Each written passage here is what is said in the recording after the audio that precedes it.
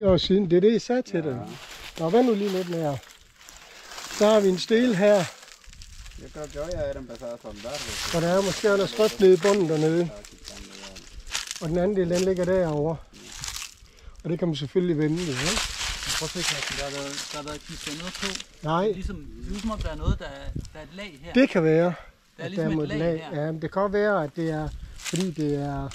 Og det har vi så, hvor de har gravet ind, eller hvad de har, ikke? Det er en pyramide. Og så er der stor pyramide herovre. Også.